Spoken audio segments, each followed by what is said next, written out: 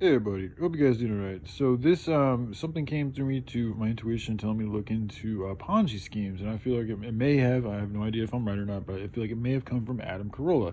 So I want to give him credit for helping direct me or influence me into looking into this particular bit of information, because it's very pertinent to the situation going on here in America, and how in order to solve a problem, you got to figure out the roots of the problem. So that's part of the issue that I'm seeing largely online and through the public and just people is that they're not really getting to the real root of the problem here in America and regarding corruption. And it has to do with economy. So here we go, the Ponzi schemes. I'm going to share with you guys some information on Ponzi schemes. All right, this is from a Google search on Ponzi schemes. So is a form of fraud that lures investors and pays profits to earlier investors with funds from more recent investors. Scheme misleads investors by either falsely suggesting that profits are derived from legitimate businesses activities, leveraging new investments to facilitate or supplement these profits. A Ponzi scheme can maintain its illusion of a sustainable business as long as investors continue to contribute new funds.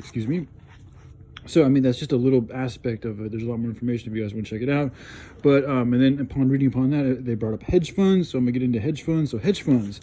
And this goes back to the housing crisis of 2008 and also kind of what's going on right now, or is going on right now. It has to do with falsifying AAA ratings, telling people that they're buying properties and houses and things that have been rated at AAA levels, when in actuality they're actually devalued and not at all. AAA is like a high level of value when it's actually a very low level of value. So they've been selling people things at the pretense of these people buying these houses and objects and tools. I mean, who knows? It could go into cars and all sorts of things. I have no idea. I know a lot of it has to do with the housing crisis.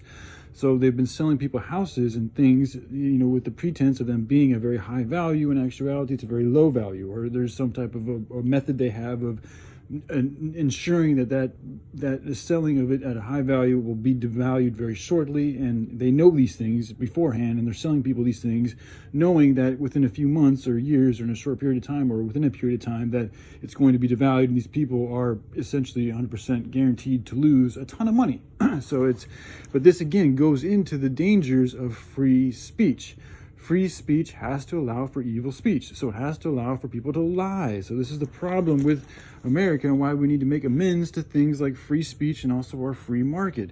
We should not allow speech that helps perpetuates businesses like Ponzi schemes and hedge funds and liars and people that will exploitate and manipulate and fucking destroy other life forms and beings, or their good well-being, in order to perpetuate more of their selfish well-being, essentially.